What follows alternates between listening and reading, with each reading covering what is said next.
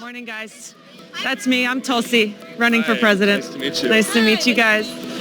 Fourth-term Congresswoman Tulsi Gabbard, a Democrat, is attracting an interesting cross-section of voters as she campaigns in Iowa, trying to figure out how to place in the caucus there. Hi, how are you? I love your military background. I have military all over my family. Let's bring these girls home. Let's stop these wars. That's right. Thank you. Thank you.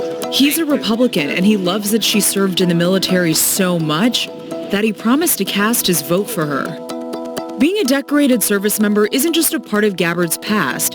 It's also a major part of who she is now. She served in the Army National Guard for 16 years, and this week, Gabbard's in Indonesia finishing her Guard training.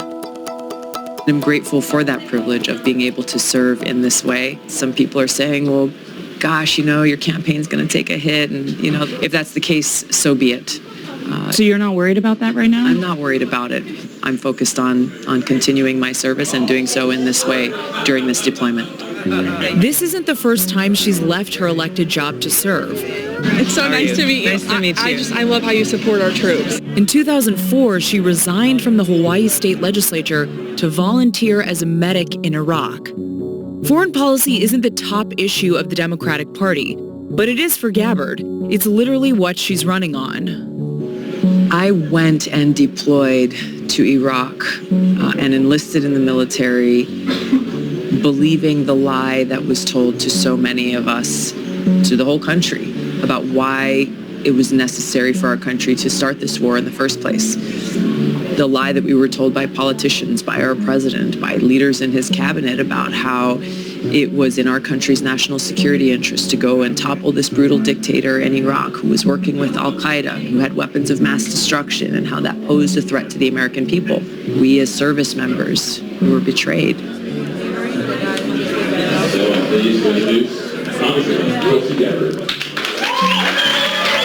On most other issues, she sounds like any other Democrat. She supports tackling climate change by funding renewable energy sources, putting the screws to Wall Street, and pushing a single-payer option. I support passing Medicare for all because we've got to make sure that every single person in this country who's sick or in need of care is able to get that care, regardless of how much or how little you have in your pocket.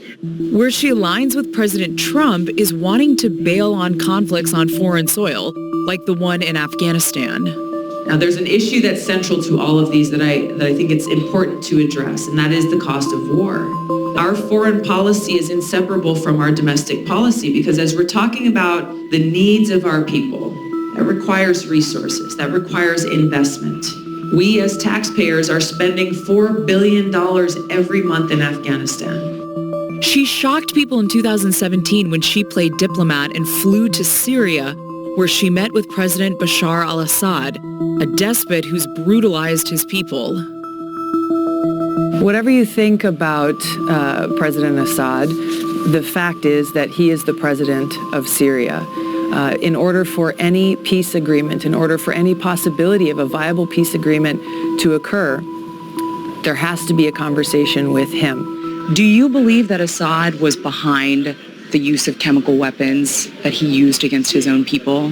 There have been a lot of different chemical weapons attacks, and I think they have been perpetrated by the Assad government as well as other terrorist groups and other actors on the ground. Sure, so the tough questions that I ask come from the understanding that I will do all that I can to not allow a single one more of my brothers and sisters in uniform to be used in a war being waged on false pretenses or to put their lives at risk unnecessarily in another regime change war. When you say false pretenses, though, U.S. officials determined that Assad did use these chemical weapons against his own people. Didn't we hear that about Iraq? Right. We heard that from U.S. officials. We heard that from our Secretary of State. We heard that from people in the UN. You sit on the Homeland Security Committee, you sit on the Foreign Affairs Committee in Congress. You take in information from U.S. officials. Do you believe that information when you receive it? It's not a matter of, well, do you believe? Do I sit there and believe what someone's telling me on face value? No. And it's the responsibility that I feel I have to my fellow Americans, to my brothers and sisters in uniform, to not accept anything at face value and to always dig for the truth. Gabbard's pro-military, anti-interventionist view has helped her amass more than $6 million in her war chest. But she's a long-shot candidate, one who's already being primaried in her congressional re-election race. Plus, she has a little less than a week to qualify for the next debate. Is that a moment when you have to decide if you're going to stay in the race or not? No. Obviously, being on that debate stage is an incredible platform to speak to millions of people across the country, but it's not the only platform or the only way to continue forward. This campaign is not about me. It's about the kind of change that we need to bring about. So we're going to forge ahead and continue on.